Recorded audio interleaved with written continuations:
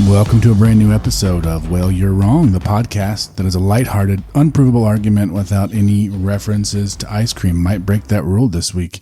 As always, I'm your host, Josh James. I'm your co-host, Jeff Preefert. This episode is going to be a good one. It's going to be a fun one. Absolutely it is. I consider this part of the basis of our friendship. Yeah. Now, we talked about this a lot, how we met. I went in for a job interview to work for you. Yep. Now I'm going to give you you can give your interpretation of that after. Here's how it went for me. Okay. Here's how I remember it going. Obviously, you're kind of nervous in a job interview, right? Especially moving here, I needed a job so bad. So I just needed it to go well, no matter what the job was. Right. So I go in and sit down and you ask me a couple of questions about technical stuff, pretty easy technical stuff that I was like, yeah, I can do all that. And you asked me one thing that had to do specifically, and I don't even remember what it was, but it was educational something or other. And I was like, I've never heard of that. And like, you'll figure that out. And then I don't know how quickly it was after that moment that we started talking about college football. But in my head, it was like the next thing, like, okay, cool. So who's your favorite college football team? Like it's important to me. That's about how quick it went for me. And then I said Missouri and it got kind of rocky for a second. Actually, Missouri's fine.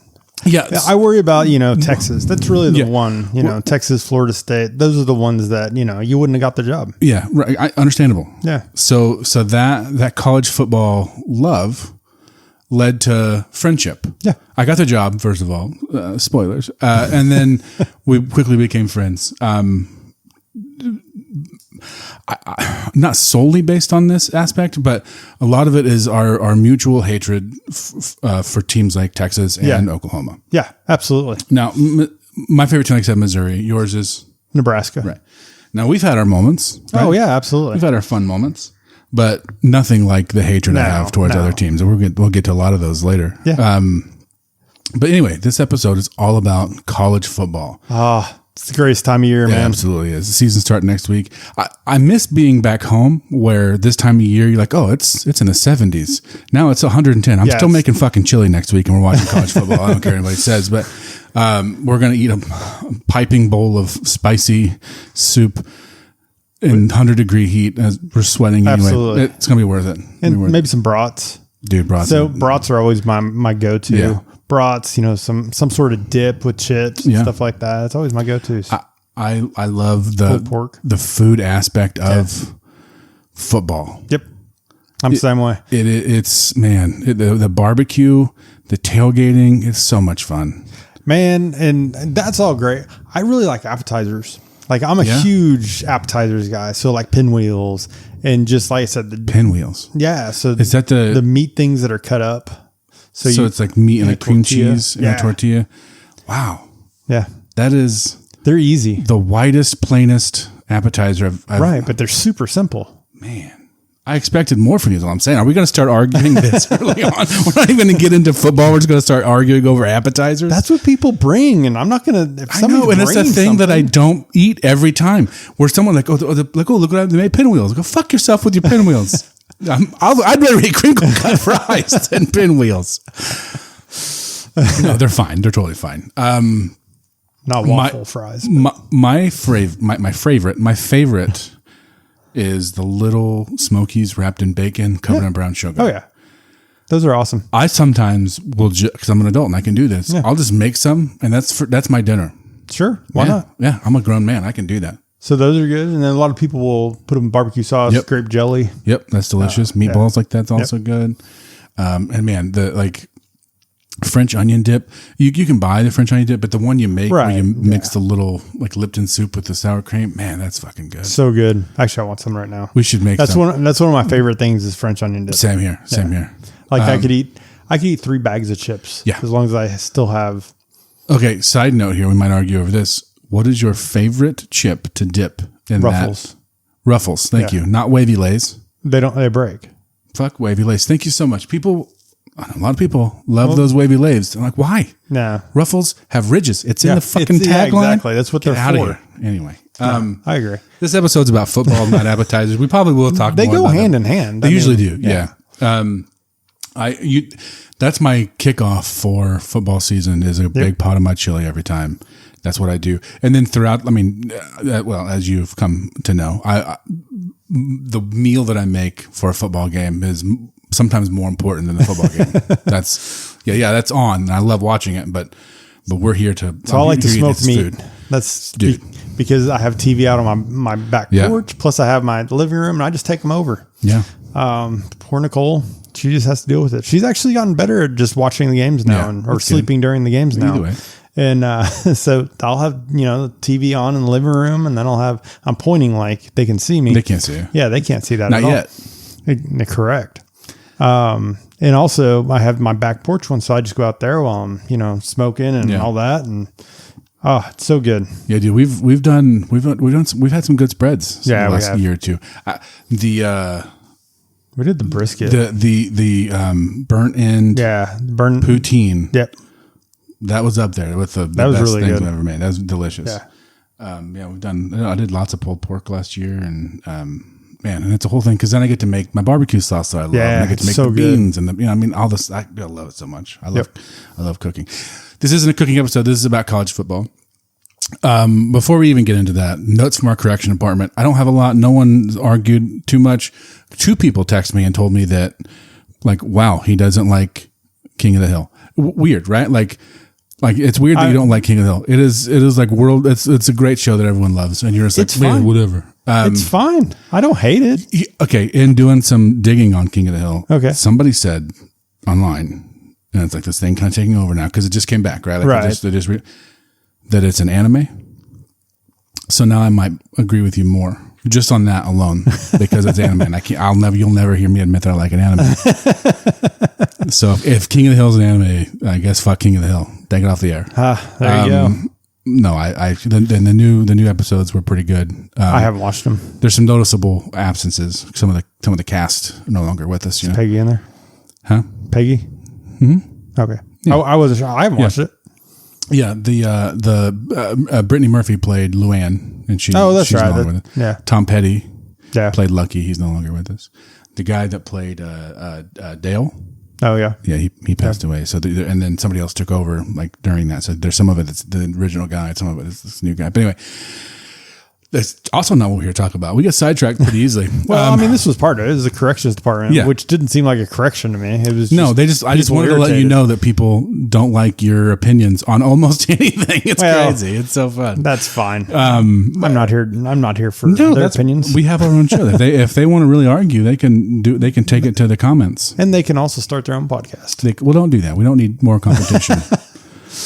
They might have a better one than us. I don't want to get on that road. It's not getting better than us. You kidding me? That's right. We're the best. We're the only podcast. Yeah. We're the only one. We invented it. Yep. If you're hearing other podcasts, no, you're not. I declare. If you yell it out, that makes it real. I don't. That's actually a bit that I stole from another podcast that I like, which is ironic. A bit about being the only podcast I stole from another podcast. Anyway, our beer of the week this week is Horny Toad. It is a blonde ale from Coop Ale Works. This is like the 4th Coop Ale Works we've done. Well, yeah, because one of them out of that box we didn't do. Yeah. It's the 4th one. Yeah. This one right here is actually my favorite. It's not a taste test for me. Yeah, I've had this before too. This is one of my absolute favorites. It's a good one. It's a little hoppy in my opinion, but it's of the ones that you've brought. Right. It is the most like ease of drinkability. Yeah. Yeah. I think a lot of that, it's a blonde. Yeah. Which I like. That helps. I like the blondes. I do too. I'm a blonde guy. Yeah. Yeah. Anyway, it is out of Coop Ale Works, which is out of Oklahoma City, Oklahoma. 25 IBUs, 5.3% alcohol by volume. So, if you guys have not already tried Horny Toad Blonde Ale, go get yourself some. It's pretty good. I'm gonna go ahead and take the first drink. Yeah, good. Yeah, get it in there, man.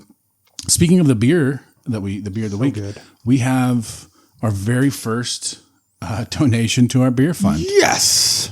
So that you be looking out for that for next week. We'll show you what that listener picked and tell you who that was, and it'll be fun. Do we want to say it now, or do we want to wait? We'll wait. Okay. We'll wait.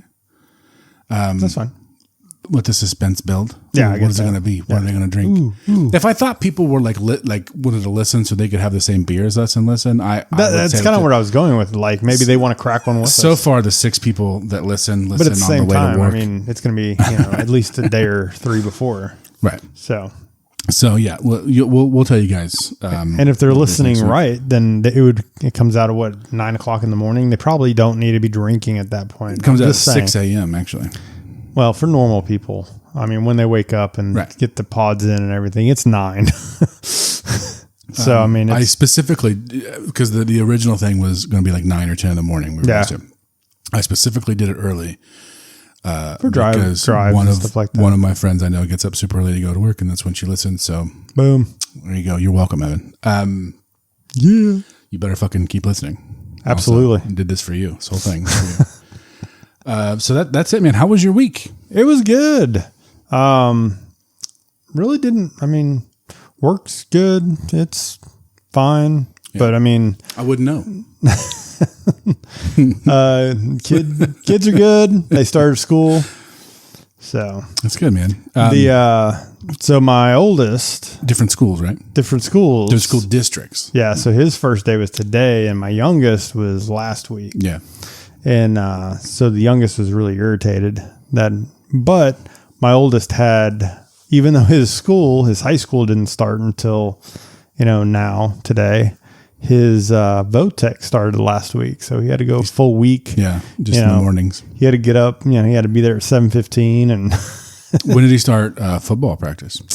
He started that last week. So he had to be out there a couple different times throughout the day. Yeah, that sucks. And they were at 6:00, so he would. So he did that, and then went. At least they timed it out. Yeah, it was. That's good. There was a break in between. He had to do PT in between some of those, but for the most part, it was fine. He's going to be cleared up. Actually, he's cleared now for practice. Nice. They're taking the light, so he's not running defense right now. He's only running offense. So that's good for him. But he was hurting the other day. He walked in and he's walking like a duck. Yeah. He couldn't move those legs very well. Yeah, he's had a pretty lax summer. Yes, he has. Laying around, not being able to do stuff will do that to you. Yep. But no, he's doing good. Getting ready for a garage sale this weekend. Boo, that's very domestic of you. I'll tell you what. One of the worst things in this world is garage sales. I mean, just the people that come to it and want to haggle over something that already is $5. I paid like $50 for this thing. 10 years down the road, I put a sticker on it that says $5, and they're like, take a quarter for it? Get the fuck out of here. I'll throw it in the dumpster before I give it. I'll tell you what, I've actually told somebody that before. It was on shoes. It was football cleats that were worn for one season, and Jackson, grew out over there. Nike, $200. And I had a price tag like $20 on them. Yeah. I mean, great condition. And somebody asked, that's really steep. What about like $5? It's really steep. And I was like, absolutely not. And then everything that person asked for, I said no. After that point, it just irritates me. I get it. I don't mind haggling, but don't be, dumb when doing it. Yeah, people they're very ballsy when it comes to that, especially now. I don't know if it's always been that way, but definitely is now with Facebook Marketplace and Craigslist and shit. Just made people just like, well, I know you're saying this, but how about I just throw this bullshit money at you? Will you take that? Like, how desperate do you think people are? Like, so we had one a couple years of speaking of that. I had a Craftsman. It was a compound miter saw. Mm-hmm. So like went down and then also, pulled towards you. Yeah. And I mean, their tools don't really change in value. Like I can sell things online for, almost the same price you buy them for, because tools don't really go down in value as long as they're well made. Yeah. So I had it on there, and it's $150, $200 miter. It's probably more than that, but I put 75 on it because I just wanted it out of my garage. So I put 75 on it, and this guy walks up, and he's first off, he goes over and looks at it and everything. He's like, "How much?" And I was like, "Well, it says 75." So I'm already there. Yeah. And he's like, "Yeah, it's really small though." I was like, "Then don't buy it." I'm just that person. I used to be a really good salesman. When it's my stuff and, from my garage and it's, 110 degrees outside. Yeah. Don't fuck with me. Just grab it and go. If you want it, take it. If you want it, the price is right there. It's not like We've already thought about the lowest price we're going to take. That's why it's in a fucking garage sale. That's why it's in a garage sale. If I wanted any more, I'd put it on Facebook Marketplace. You go there's other routes you could take. Yes. Right, exactly. If it's in a garage sale, take what it says. It pisses me off. That's funny, man. Yeah, I like going to garage sales though, because you never know what you're going to find. Man, I found some. That's how I found my GameCube. I was going to say video games. The big thing. People don't know what they have sometimes. I freaking got a GameCube and a bunch of games, and like he had the wireless control, the Wavecom controller with it and everything. And the kid had left, and his dad was sitting there pissed off that the kid left. And so I asked how much. He goes, "Well, it says $90 or whatever." And I was like, "Well, what's that for?" And he goes, "All of it, I guess." Like, hell yeah. I mean, that was probably $350 worth of stuff. Yeah. Easy. Well, even at garage sale prices. Well, I'm going to go scour around. Maybe there's some good stuff we can find this weekend. Sounds good. Report back. Jackson has a football game. I think he has to be there at 9:30. So we'll see. Yeah. Is that it? Yeah. That's my week, man. Right. I'll just, my week, and it's a little longer than a week because we missed a week of the episode. But I alluded on it last episode. I got laid off or fired, or I don't really know the correct termination. let go. Yeah, I got let go. Yeah, because I don't know if it was fired or. Well, I think what they're saying is that there's just no work for me to do. Yeah. So it must be pretty easy for everybody else that still works there. It must just be smooth sailing for everybody. Yeah. No, so I've been looking, and the job market's is pretty flooded right now, given the all the cuts the government did a while back earlier in the year. So it's a lot, man. It's a lot of people. Like you look on LinkedIn, and it's just 10, 12,000 people applying for the same job. So it's tough. But just been trying to deal with that. Had a lot of downtime. Had the kid most of the time. He started kindergarten this year, which is fun. He shed any tears dropping him off? Nope. Last year was big. You know what I mean? Now it's just, it's routine. It's every year. I found kindergarten bigger because it's full day. Well, pre-K was for me. Oh, yeah. For you, it was full day. Yeah. I forgot they changed that. Yeah, he went full day too. But it was last year was a big deal. This year I was ready. You got to go. You got to get the fuck somewhere else for a little bit. That's how I feel about my kids. Yeah. But no, it's been good, man. I do. Okay. I told you I was going to break our rule on one of our rules where we don't reference ice cream. Yeah. I heard this. So, what's our new rule then? If you break a rule, you have to make a new one. So what can we talk about? And maybe we come up with that this week, and we'll have to. That'll be part of our intro for next week. Maybe we just go back to not talking about ice cream. Once you break that seal, man. I get it. At least we'll tell people why that was in there. Maybe we'll tell the funny story of why that was part of the tagline. But yeah, I went to a baseball game when we were in Kansas City, a Monarchs game, and Monarchs are a AAA. No. AA? They're not affiliated with the team. What is that? They're not affiliated with like Major League at all. Mm-mm. Oh, okay. It's its own thing. That's weird. Is it? Yeah. That's really odd. Are you sure? Yeah. Yep.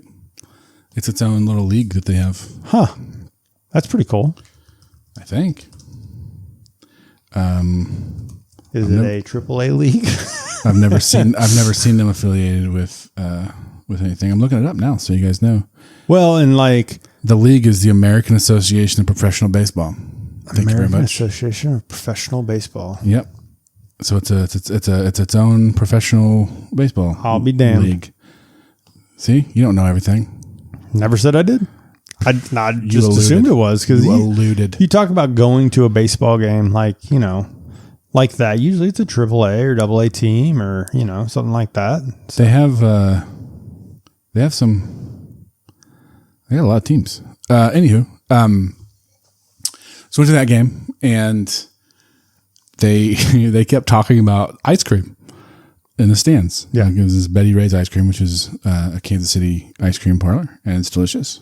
And I went up to the stands to go. First of all, we sent the kids. They were going to go up and bring us a bunch of ice cream. And we didn't hear from them for a while. So we call the oldest one, and he's given up on that endeavor, and he found a hot dog, and he's just somewhere watching the game eating a hot dog and didn't tell us. So we go up there to find the other two small children that he just left. Yeah, that sounds about right. My kid was just running around like crazy. Anyway, we go up to this ice cream place, and she goes, all I have is strawberry and butter pecan. First of all, butter pecan's what I wanted. It's delicious. I love it. But Elizabeth was like, why? Like what? And she goes, well, all the rest of them are frozen. The hell you say? Which led me down a path that I wasn't prepared to go to this baseball game. Like, I think they're all supposed to be frozen. If they're not, you might be doing it wrong.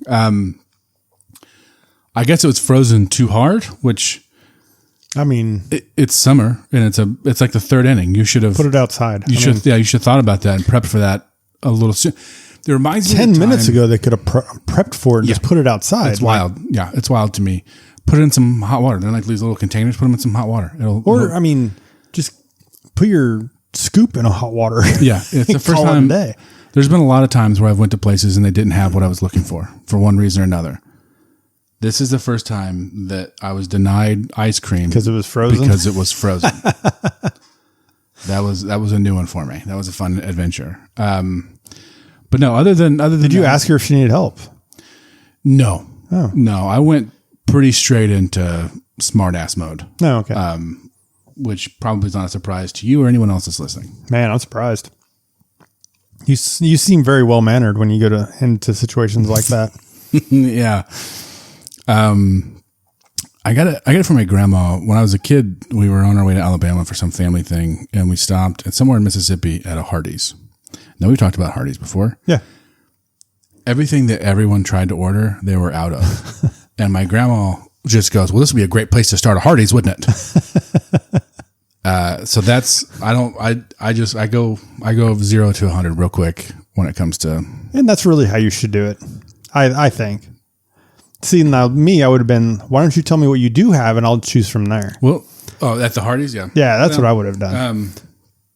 I was a kid. I just wanted my curly fries. But yeah, this ice cream, she had, like I said, she had the ice cream I wanted, so I was fine. That's still crazy though, man. Frozen ice cream. Can't serve it. It's too frozen. Like there's nothing in me that wouldn't be like, do you need help?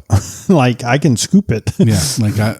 But I mean, a couple people were all just standing there and being like, I don't know what to do with that information. I don't know how to process that. It's supposed to be frozen. Was there any lady with a short haircut there that wanted to talk to her manager?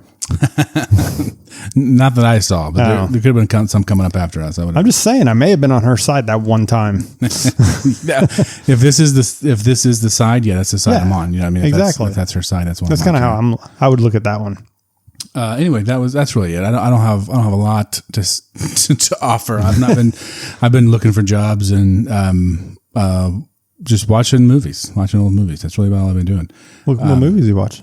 A bunch of old ones. I don't have a list. I should have brought some in. I should have been, hey, I've checked this out, but a lot of just shitty old ones that gotcha. Like Blue Streak, Martin Lawrence movie. Oh yeah. Yeah, I watched that one, which led me down a Martin Lawrence path. Blue Streak, the one about where he steals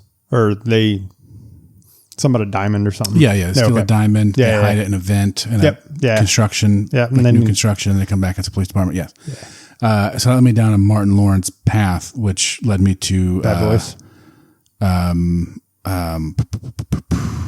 What's the one with him and Steve Zahn? They're security guards.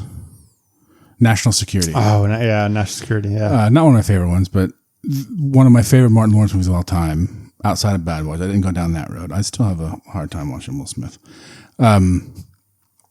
Is Nothing to Lose? Him and Tim Robbins. It's such a funny movie to me. I know I've seen it, but yeah, Tim Robbins is like down on his luck. Yeah, he thinks that. He just snaps, right? He thinks his wife is cheating on him, so he's just like driving, and he ends up in the wrong side of town. Martin Lawrence tries to carjack him. Yeah, he's like, you picked the wrong guy on the wrong day, and he just drives into the desert. Yeah, it's a good one. It's a fun movie. Anyway, so I've been watching those old movies and hanging out. That's all I've been doing. Good stuff. I know you have a funny news article, I'm sure. So before we get to that, let's take a quick break and hear from these fine sponsors. All right, we're back. Let's read a little news story today. Let's go for it. So it is college football season. So I'm trying to keep it into that realm. Is it about the Florida Gators? It might be. It better be. It might be. Let me find it real quick.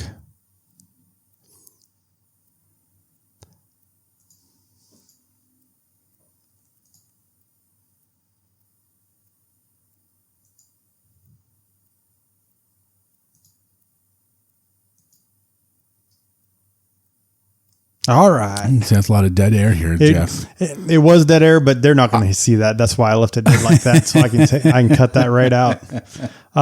Sorry, I had technical difficulties on finding the story that was in a different place than I normally have it.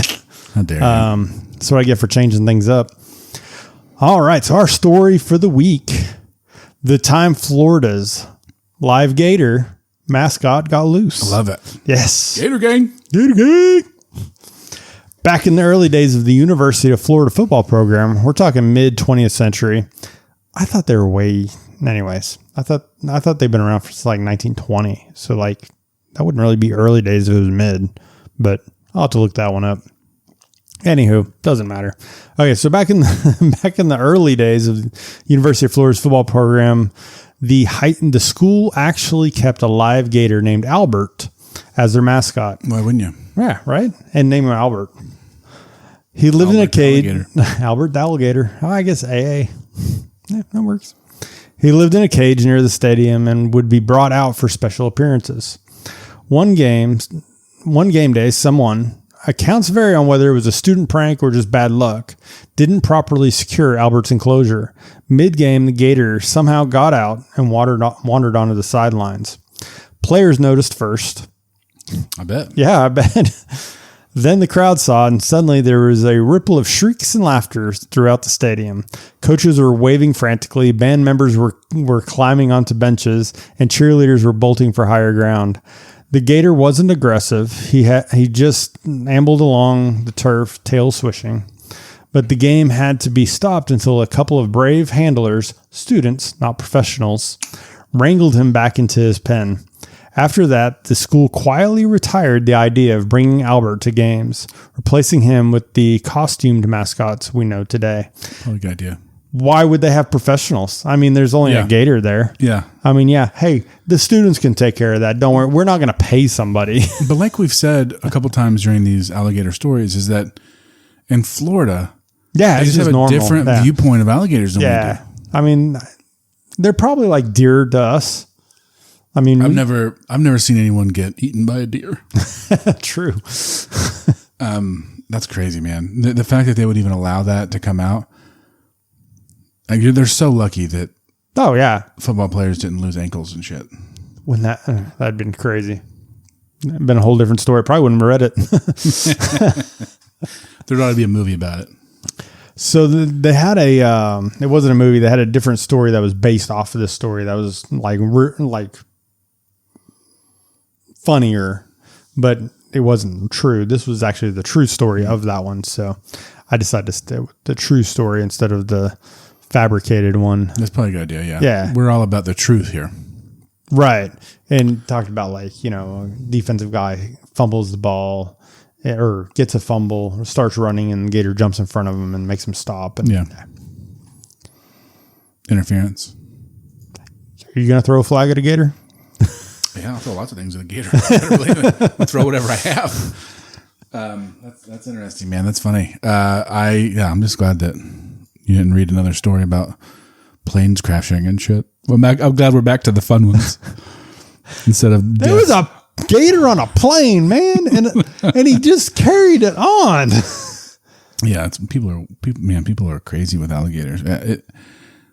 And maybe I guess if you grow up where they're just in your backyard and shit, it's different. But to me, an alligator's like we're gonna have to stop and talk about this for a second. Like truthfully, if I lived in Florida, there's zero chance I'd put a pool in. No, I mean zero. Like I'm not even. I don't know how many stories and stuff I've seen, because I look for stories all the time on gators and stuff like that. And how many stories I see about gators just coming up to like doorknobs and like opening doors now. It's like they're learning. Yeah, I saw that one that was on the Ring doorbell. Yeah. It like jumped up and it opened the door and like just went into someone's house.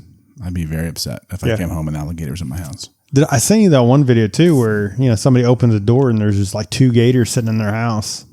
Yep. Yeah. Yeah, I'd move. Yeah, I wouldn't live there anymore. No, yeah. I mean, state, anything. Right. Like, well, I guess that's what you get for living in Florida anyway. Right. I mean, there's so many other things wrong with that, but I mean.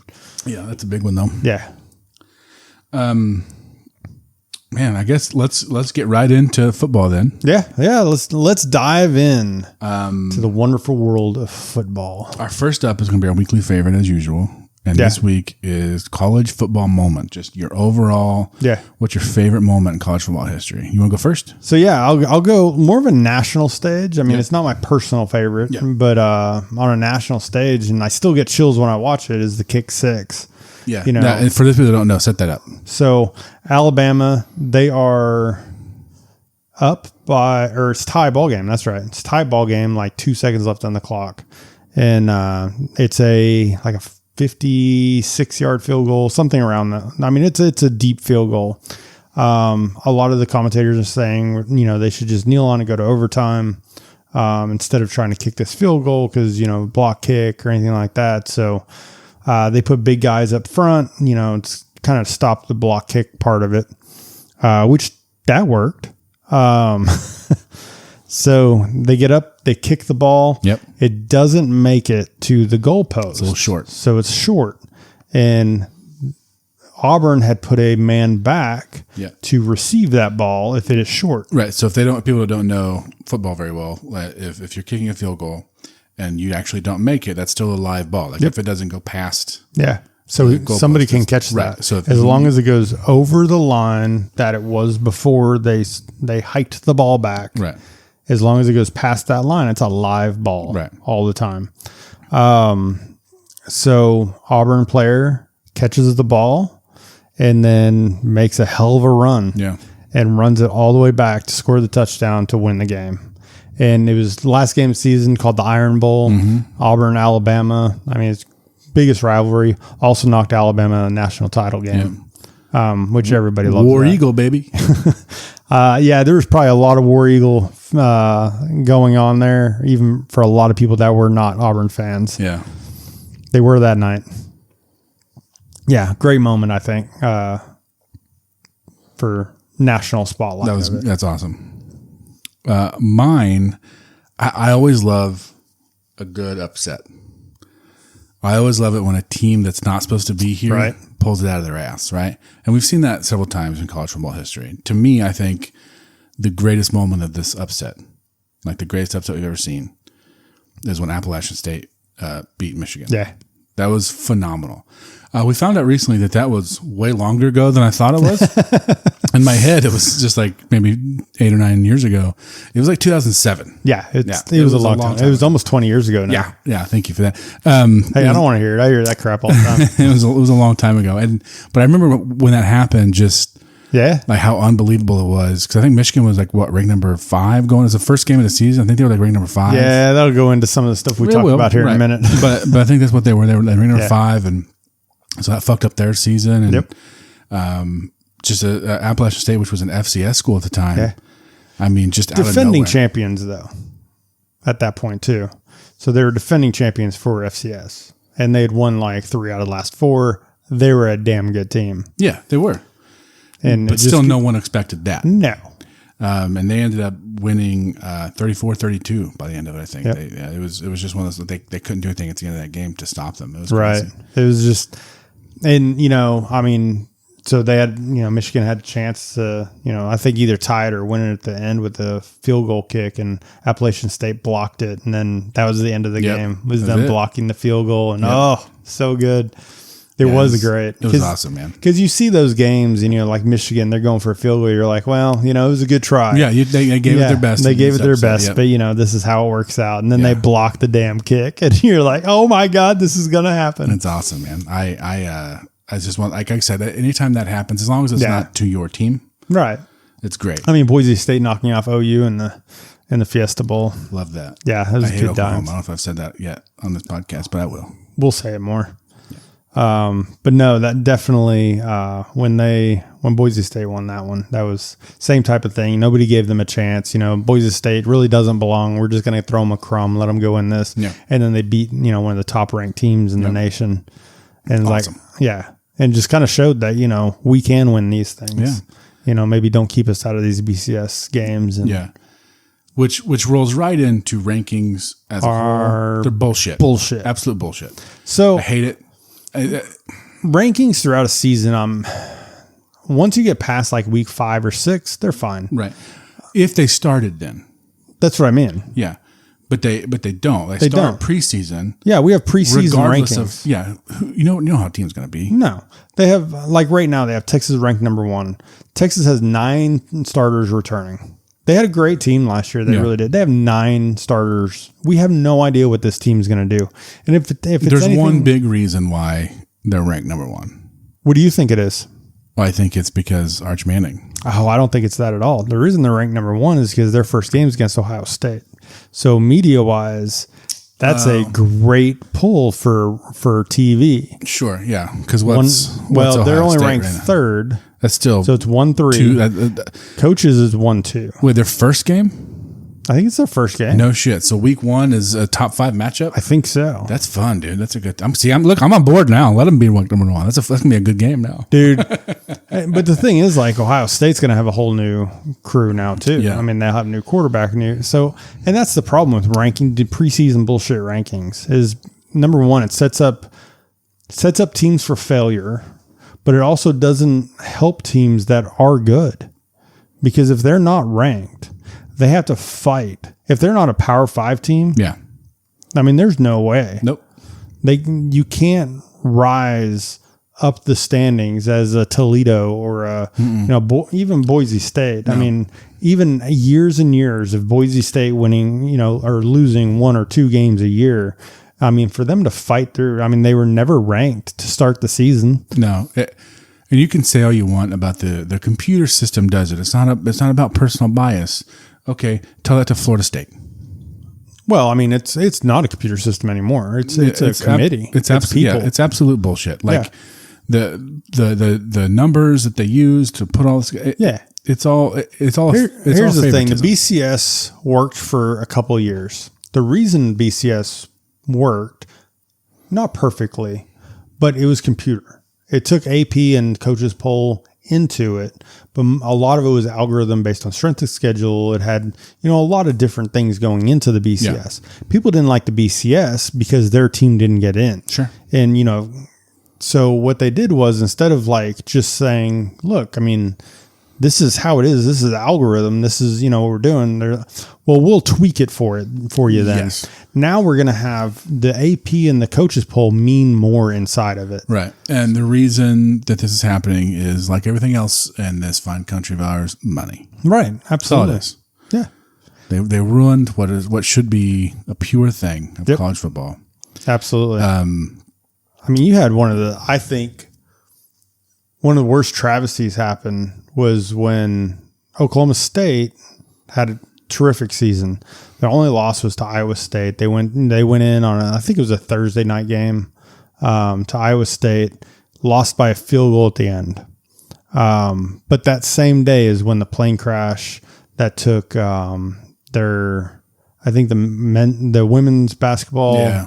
And so it was the second plane crash that they had, not the first one back in like 2001 or whatever it was. But yeah, so they lose that game that night that plane crash happens. That does affect those people. Yeah. Because they're all friends. Those players know those people. Those coaches know those people. Absolutely. Yeah. They lose that game. LSU and Alabama play. Horrible game. I think it was like 6-3 or whatever it was. It was a horrible game. Stupid game. And LSU wins the game. They go on, win the SEC championship. Oklahoma State wins out from there. And they put Alabama, LSU repeat for the national title.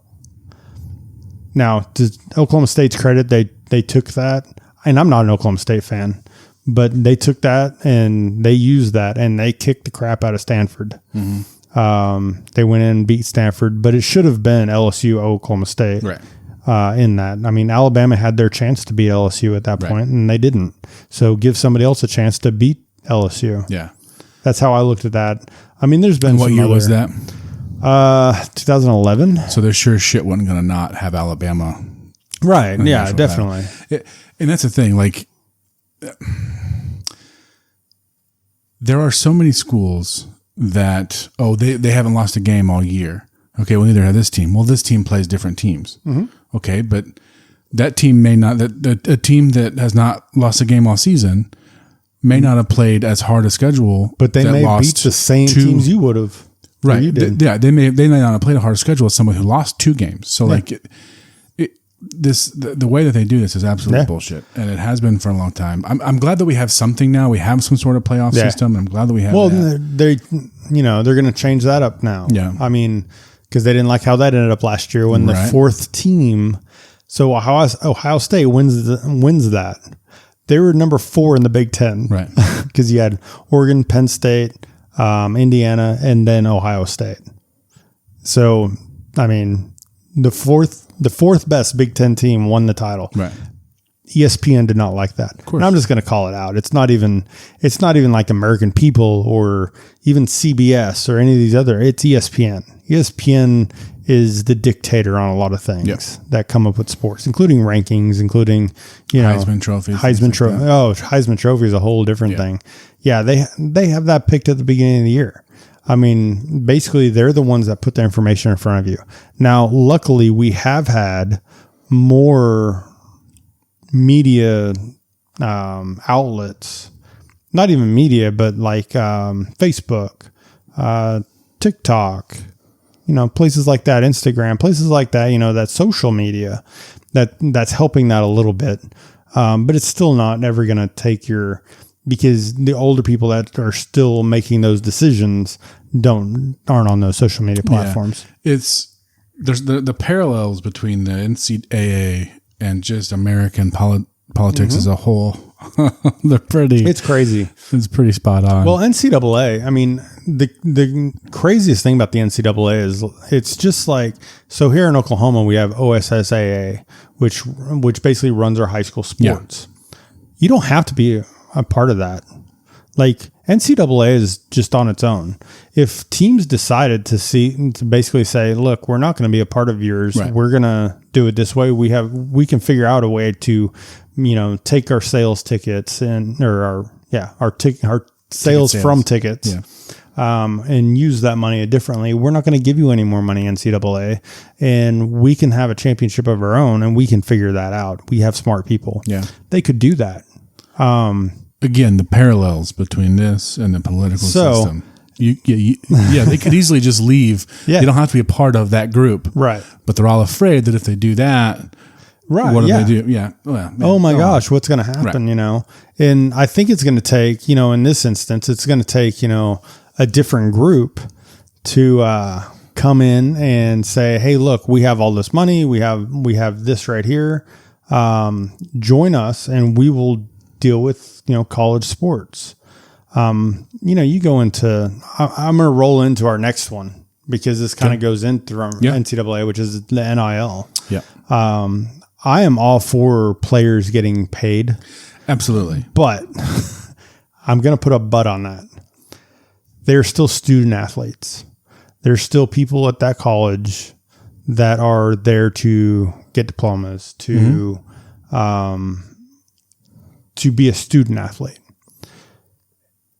I'm fine paying them. There should be a cap on it. If they truly want to be a professional football player and they want to use the college football as a stepping stone for that, that's great. But don't use it as a AAA. I think that's where we're moving to, is where college is just basically going to be the AAA of NFL. And I don't think that's good for the kids.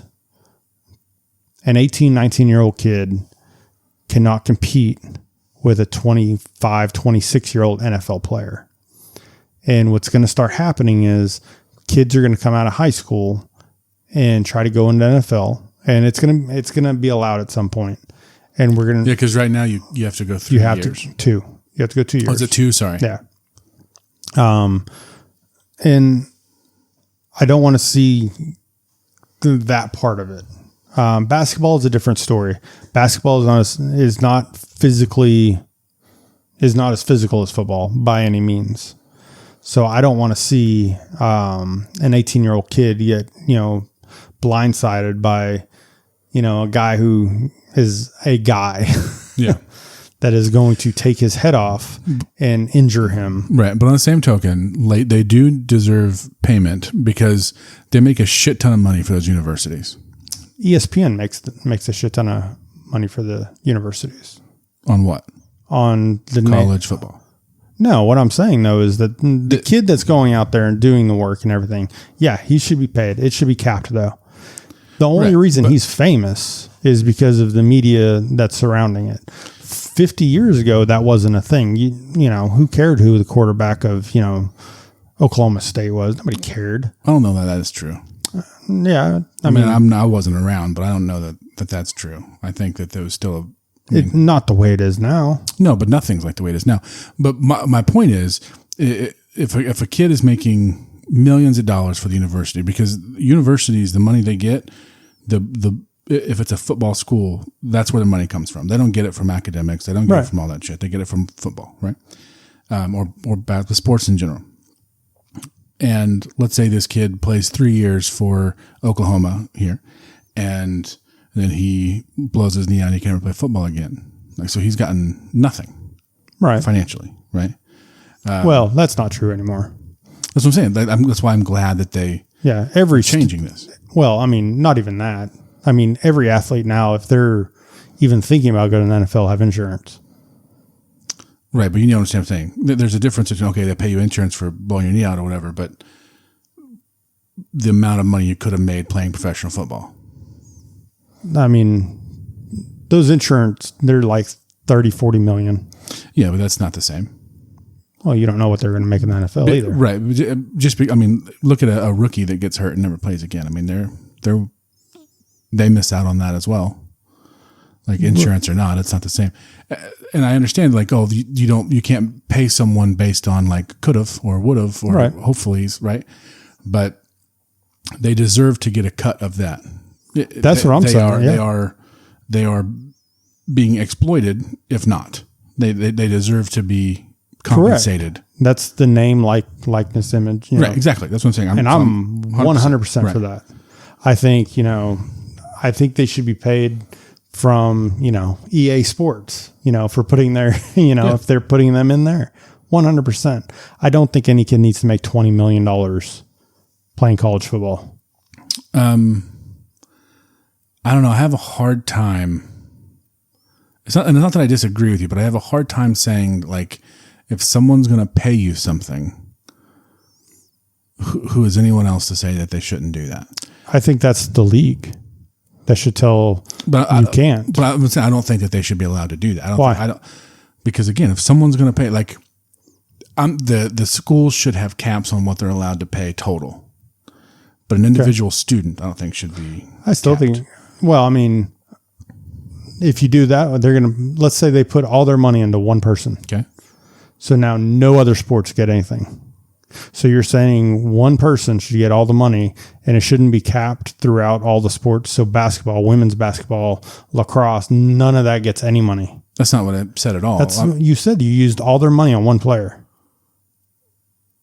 All the football money they have, that's up to them, what they spend. There's no football money. It's right. But that's where the cap needs to come in. That's where the subdivision needs to come through. But that's not how it works. I mean, I understand, but that's how that needs to work. Right. But that's not how it should work. And we all know that's not how it works now. You think women's lacrosse is getting as much as football players are? Absolutely not. No, but nor will they ever in any world. Nobody said they're going to get all the money, but they're going to get some of it. Sure. You're basically saying they shouldn't even be allowed to any of them. At all. You said one person should be allowed or could be allowed to get all of it. I said there shouldn't be a cap. If a school wants to pay one person, that's up to them. So, and that's my problem with that. But there should be, I mean, I don't know how, I don't work at a school, so I can't tell you, but I think the division of where those funds go needs to be regulated. I don't think a cap should be on a player. It should be on a team. A team can only spend this much amount for their team. That's what I think. And I'd be closer to like that one for like you. a salary cap in professional sports. Your whole team can only be worth this much money. But you're talking about a school. It's not just one team. It's a school. Right. So you divide those funds out. That's how it works. So do that, and then whatever fucking football money there is, that can be distributed as long as it doesn't go over this amount. And that's fine with me. As long as it's not all going to one kid from I didn't say that. You kept saying that. That's not what I'm saying. That's the very first thing you said. No, I didn't. I said it shouldn't be capped by player. It should be capped by team. I said all the money comes in and that one person gets all the money. You said that's fine. Yeah, if out of the entire football roster, they want to spend all their money on one player from the football fucking fund, then by all means, that's not going to get them very far. Ask Aaron Rodgers. Right. I think it should be capped per person. I think all kids should have a cap. Because number one, 18-year-old kid going in doesn't need $23 million. Who are you to say that? Well, I mean, I'm not saying anything. What I'm saying is that, I mean, history proves that. Oh, is it a terrible idea? Absolutely. That's what I'm saying. Oh, look, most of them will end up killing themselves in one way or another. So why set that up? I mean, do you understand that most colleges lessons need to be learned. Most colleges have, at least I watched, the documentary thing that Nebraska had the thing last year, and they have a class they have to go to on basically like learning how contracts work, learning how money works, learning how, if you get a contract for $12 million, you're only going to see like $6 million of that. Right. Because of all the taxes and all your agent and all these different things that you have to pay. You think, and that's my problem with, giving something that much to a 18-year-old kid. And no, I think there should be a cap, because the whole point of college football, it's still an institute for learning. I mean, whether you want to... It's not, though. It is. The college is. College football is not. Yeah, it has not been for a long time. It doesn't matter if that's our perception of it. That's what it should be. That's what we're talking about. Should be's. So... It's not how it is. That's what you said earlier. I understand what you're saying. It should be that way. Okay. So why say, well, it's not anyway, so let's just give them all the money. I don't know. That's how we seem to do everything else. We live in a capitalist society. Okay, but why don't we stop that then? Instead of just saying, it's okay. Much like the parallels we were talking about before, we are too far gone, my friend. I don't think we're ever too far gone. I think at some point it can be, rung in there, buddy. The only way to change it now, and this may be the case for the NCAA as well, is violent revolution. I think at some point the NCAA will go away. I think that's the... I don't know. They might be too big at this point to do that. No such thing. There's nothing too big. Right. Like you just said. I mean, there's never too big to not go away. I think that the amount of revolt in NCAA would be teams leave. SEC, Big Ten, if they decide, screw it, we're out. You think the NCAA survives? No, but would those teams do that without guaranteed money? Oh, Big Ten and SEC make more money without the NCAA. They don't need the NCAA. But then it's all going to fracture? The NCAA would never allow that. If the Big Ten and SEC leave, every other conference is going to follow wherever they go. Well, that's what I'm saying. So the NCAA wouldn't allow that. How would they stop them? I don't know. Martial law.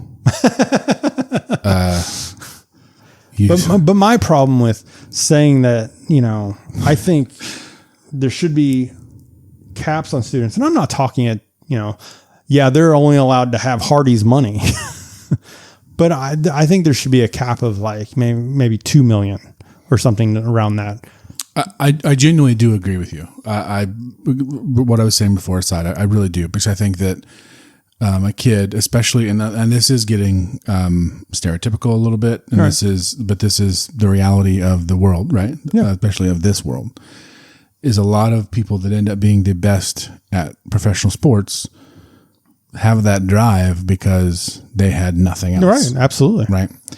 So when you go from nothing to everything, how often does that pan out? Yeah.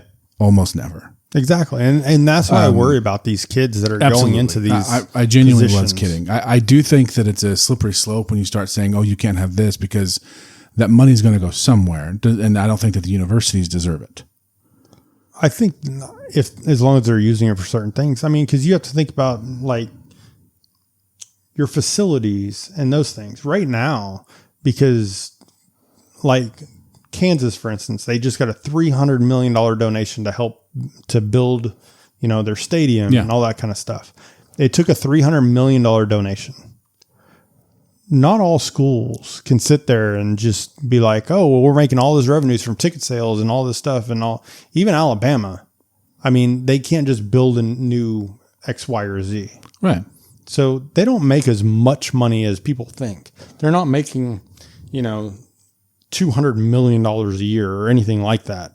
That is not what they're making. They still have to pay the faculty. They still have to pay, for the grounds crews. They have to pay all that kind of stuff. They pay for the helmets. They pay because the school doesn't pay for any of their stuff, for like that kind of stuff. Scoreboards, any of that kind of. They're paying for that. So for people, it's kind of disingenuous to say, they're making all this money off of these kids. These kids are also famous because they're at that school. I mean, it's a two-way street a lot of times. I'm not saying every time. I think there's a lot of kids that make a school bigger. Sure. Because of, Michael Vick going to Virginia Tech. Virginia Tech, if anybody's a Virginia Tech fan, I'm sorry, but they were dog shit before and they're dog shit after. Michael Vick, and that's basically it. That's what made Virginia Tech Virginia Tech. I understand Beamer ball and all that stuff, and he had great special teams, blah, blah, blah. They never did anything outside of Michael Vick. So you have one player that really did drive that. But you talk about OU, and I'm not even going to put Nebraska in there because they haven't been good for 20 years. But I mean, Nebraska, they had a tradition, up until 2000, up until then, they had a huge tradition. I mean, their names got known because they went to Nebraska, not because, Nebraska wasn't known because of the player. Or in Alabama, these kids aren't known before Alabama for the most part. But that is changing. That's shifting with social media and the celebrity that comes on from high school on now. Not to the general public. It will. It is. It's happening. We've seen it. The biggest one I've ever seen is Arch Manning. He's a Manning. Of course. I understand. I mean, but that's like talking about LeBron James's kid, of course. That laid groundwork for other kids. No, it didn't. Yes, it did. He was popular just because of his last name. Right. And there are a lot of high school football players that are popular all over social media right now that are just like, ooh, where are they going to decide to go? It doesn't matter like who's going to accept them. It's where Name they're going to. Three. I don't know them because I'm not a part of it. That's what I'm saying. The general public, and you like football. I'm not a part of that though. But that much like other things we've talked about, young people are the ones that are in it right now. It's not me. It's not coming from me. Well, no, I watch football. I don't give a shit about the players. But what I'm saying is, I still don't think any kid that's under the age of, college is going to be bigger than a University of Alabama. From July 1st, 2023 to June 30th, 2024, the University of Alabama, the football program alone, generated $140.6 million in revenue. Revenue, not profit. Right, revenue. That's with any business. Like you can't sit and talk about profit with any other business. Like, you said what they make, right? Which is $140 million. That's not what they make. Profit is what you make. If I own a business and I make this money, that's what the business makes. Profit is personally. Profit is what you make. Different. And this revenue is money that comes in. This is what the business has made. Now I don't know what they profited, but this is what they made.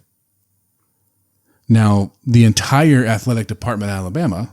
All of the sports, $234 million. Okay. So that's a significant portion comes from football. It's actually less than I thought. It's also Alabama. You know what I mean? Some schools are just, hey, this is a football school. The rest of them, pretty much, they practice in the parking lot. You know what I mean? Yeah. Now, Alabama has other sports that they're pretty good at. Yep. So it's going to be different for everyone. But you mentioned Alabama specifically, so that's why I looked up. So I was curious, right? Yeah. So out of the $140 million they generated revenue-wise, first of all, $25 million of that came from TV rights, media rights. Mm-hmm. Now, the media, which is not NCAA. Right. That's my big thing, though. It's like they could leave the NCAA. So ticket sales, $38 million. Okay. And the rest of the other one just says contributions. Contributions. So those could be sponsorships. Those can be excuse me, that's perfect. Yes. TV spots, stuff like that. Yeah. It can also be your coach going out there and having a camp. Yeah. So there's a lot of different things that can go into that. So yes, the NCAA, if they were not a part of this, now, first of all, in order to, and if this was going to happen, well, let's hypothetically here, right? If this is going to happen, they would need a really good plan on how to handle a playoff. At this point, this is what people expect, right? You can't go back to the number one team, the number two team. That, you know what I mean? They play each other. You're not going back to that. 12 divisions. So I absolutely agree with you. Winner of each division goes to a playoff. Absolutely agree with you. And maybe it's 8. I don't know. But it should be more like the way the pros do it. Yeah. It should be separated. Say you do 8 teams of 8 divisions. That's 64 teams. I think that would cover pretty much it covers all the Power Fives. It covers all of, it doesn't go like really down. But no. I mean, it would be a selection. But then that brings, what about do those guys do? They have their own league? I think they have their own league. And I mean, maybe it's more like they can relegate up. Maybe they have relegation. Like the soccer does, like a relegation thing. Yeah. But I think if you have 64 teams, so you have, 8 teams per pod. Winner of each pod per year. They play each other. Everybody plays each other once. Yeah. Tiebreakers or flips of coins. I don't give a shit. We can figure that out later. But they go into an 8-man playoff. I mean, how hard is that? I don't disagree. I think what that does though is it leaves out a lot of kids and a lot of schools. Now I'm trying to think of how many you and I both know how many universities play football. It's because basketball is different, right? But you and I both know that those schools basketball only does 68. Yeah. I mean, you're talking basically a playoff. Yeah. I mean, of the 64 teams. Sure. But even that leaves a lot of kids out, right? There's a selection of it and all that. Because other teams that aren't in that 68 every year have a chance to be in that 68 every year. What is there, 180? 136. 136. Okay. So you're leaving out over half. Yeah. And you and I both know that those schools probably didn't have much of a chance anyway. Right. But that doesn't, just like the way the basketball works, they do have a chance. I mean, it's a slim one, but if some fucking team comes out of nowhere and they have an amazing season, they'll make the tournament at least and have a chance. Right. Usually. Sometimes 16-team playoff. Yeah, make it bigger. They start the playoffs in September. Well, no, I mean 16-team playoff. Really, I mean, it's still not that bad. I don't disagree with you that the NCAA can be dismantled. I think that they would need something pretty set in stone, like pretty good, ready to go, because a year or two of fluctuation would lead to chaos. Yeah, absolutely. It would lead to something bad. Man, I really hope the NCAA doesn't go away, but I hope they fix shit. Because I'm tired of the back and forth all the time on, and you mentioned this earlier, the whole Florida State thing. And I would like to point out, I hate Florida State with passion. Hate Florida State.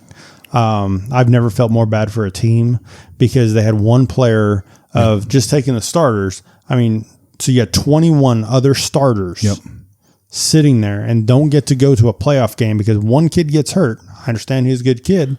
Yeah, I understand. So for people that don't know, the quarterback got injured and wasn't able to participate. Right. So he did not make that. The team did not make the playoffs. Yes, They absolutely should have been in the playoffs. That year. Had not lost, won every game put in front of them, including beating SEC teams. They beat LSU and they beat somebody else, Florida. Yeah, Florida and LSU. Yeah. They beat both two SEC teams. They had a great season, and they did not make the 4-team playoff. Yeah, they were because their quarterback got hurt. That's not how that works, man. Nope. It doesn't matter if they go in and lose that game, then they go and lose it. But that's not how it works. They earn the spot to be there. Yeah, that's what happens when you have a committee selection of who gets in. And we saw the same thing with basketball this year, the tournament. Yes, with North Carolina. Yes, the team that should not have been there. Nope. And that was a whole different. When you have somebody that actually works for North Carolina on the committee picking teams, and he was the one that did the tiebreaker. They're going to get in. That's fucking bullshit. Yeah. Should not be that way. You shouldn't have the opportunity to be that way. There should be no human opinion when it comes to a playoff. It should be the best teams, right? If you win, you go on. Period. Yeah. Doesn't matter who you are. No, I agree. But I think at some point, something's going to happen. And maybe they do go to a 16-game playoff, even with what they have now, 16-team playoff. Team. I know what you meant. Yeah. And maybe that does help. You're always going to have people pissed off, though. And they're always going to say, oh, they don't deserve it. It's 16 teams. It doesn't matter. Right. At that point, it's if you're the 17th team, good luck to you next year. Yep. I'm not going to feel bad for you, even unless it's Nebraska. Then they just definitely deserve to be in there. But when you give look at the pros, right? Every team has a fair shot. Yeah, because it goes by win-loss. Right. It doesn't go by feelings. Every team has a salary cap that they have. All their players have to fit within that budget. Yeah, that's a whole different thing. Because and that's a whole nother part of the NIL. Is like what teams can afford what.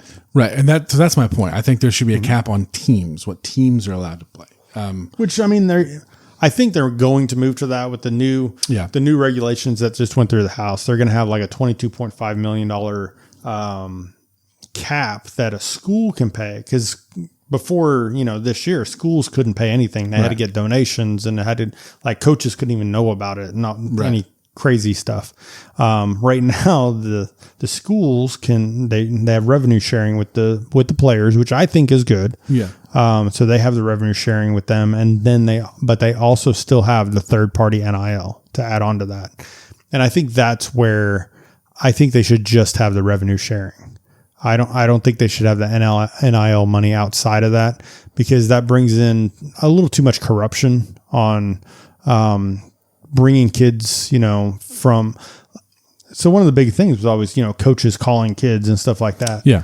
Now donors can call. That's not illegal. Right. We have an amazing podcast, and, I love Nebraska. And so I call up, a kid here in Oklahoma that, is doing great here. And I'm like, hey, look, man, I'll pitch in a couple of million, and you just have to go to Nebraska. That's legal. Yeah. Because I'm not affiliated with the university. Yeah. Because it is now a business. Yes. You know what I mean? It's nothing about, it's not an education thing anymore. It's not about the university. Either they need to make it a separate league and take the college out of it. Now that's something that I have. Then the colleges wouldn't like that, obviously, but that's something I've thought of too. This would seem like a better deal to me financially for everyone involved. The potential to make more money is there if you're not affiliated with a state-run university. Yep. But I don't know. There's no perfect answer. No. And the fact that we're having more and more playoff teams, at least we're in the right direction. Yeah. Because before we even had before the championship game, which was just number 1, number 2 played every year. Yeah. It was just at the end of the year, who was ranked number 1? Yeah. Because because number 1 and number 2 didn't even play each other. Right. It was just who's ranked number 1. Okay, you're the champion. Yeah. There was no game. Whoever voted on it. Fucking crazy to me. Yeah. Yeah. How you people let that go on for so long is crazy to me. But anyway, so yeah, there's no perfect solution when it comes to children and money. But right. Because what they are, they're kids. Yeah. But you know what else kids like? You know what else kids like though? What's that? The mascots. They do. Like the young kids like the mascots. That's how my son picks who his favorite teams are. Yep, absolutely. As a mascot. So right now there's this thing he's doing. We'll talk more about the pros next week. But I am a Chiefs fan. Yeah, I've heard that. Yeah, I know. It's a surprise to a lot of people. And for some reason, the last few months, he keeps talking about how much he loves the Jaguars because he likes the mascot. Oh, I'm still going to buy him a Jaguars jersey. Well, you can buy him one. As my grandpa used to say, you should buy two, one to shit on, one to cover it up with. I guess Trevor Lawrence. I guess he's the only one I know. Yeah, that's plays for Jags. But I'm like, no, and I'm not like when it comes to college football. Yes, I would love if he loves the same colors that I love, but as long as he doesn't love Kansas or Oklahoma, I'm pretty much okay with it. See, you and I are opposite on this because I love college football way more than NFL. Yeah. You are an NFL guy. Right. So it breaks my heart that my oldest son is an OU fan. I bet it does. And it would make me mad if and it Dawson was his kindergarten an OU fan. Teacher. Yeah. Yes, his kindergarten teacher. I hope she listens. That his son or her son was going to go play for OU. Yeah. That was the dream. So she kept on talking about how great OU was, That's what turned him. Yep. From indoctrinating children. That's also something parallel with other things. I from a very early age, speaking of indoctrination, we do the Mizzou Raw chant. You know what I mean? Like kind of like Rock Chalk Jayhawk. That doesn't make any fucking sense. Rock Chalk. You're just talking about chants. I mean, I think that's way more popular one than it might be. It might be popular, but it doesn't make any fucking sense. Just saying. You know what's funny? I was thinking about this the other day. We didn't even get into mascots yet.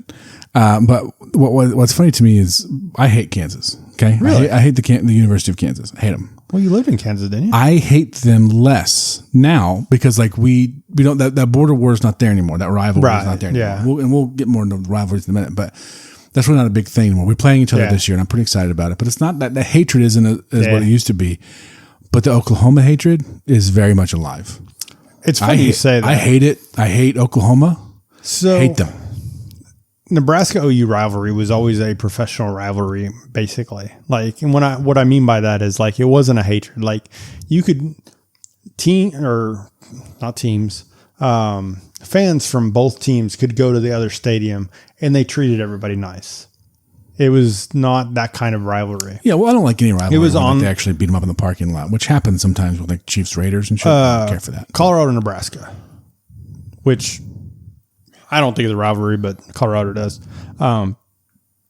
That's like you don't go to that stadium as a Nebraska fan. They'll hit you. They'll throw stuff at you. Throw batteries at you. It's just bad. That's crazy. Yeah, it's nasty. They've had Colorado's had student sections kicked out numerous times for throwing stuff onto the field, whether it be if it was ice or whatever. That's funny because like up until Boulder is one of the worst places ever. Up until last year, whoever gave a shit about Colorado unless you live in Colorado? Right. Early 90s, they were good. Well, when they were giving extra downs and shit. Right, exactly. Yeah. But they were good. Fucking bullshit. So but Colorado always think they're good, even when they're going 1-11. I guess that's a good place. That's when Sanders and his kids ended up there. Yeah. It made sense then. Yeah, and I mean, at least he got his jerseys retired. Yeah, because he was so good. He's so good. Almost won that bowl game. Yeah, almost. Didn't even win a fucking bowl game. That's unbelievable. Anyways, it's still unbelievable to me. Oh, that's. But you're talking about like the mascot stuff. And I will say Ralph is one of the best mascots, the Buffalo. I do like the way they bring him out. I think that's kind of cool. And when if it wasn't Colorado, I could get behind it. And I don't even mean the mascots, like because Missouri's is a tiger. Yeah. And I don't mean like the suit that the guy wears that they call Truman. I don't mean that. Right. I mean like the namesake, right? Like the tiger aspect of it. Because as much as I love Missouri Tigers, they're named after a group of people that fought for slavery to exist by burning down towns in Kansas.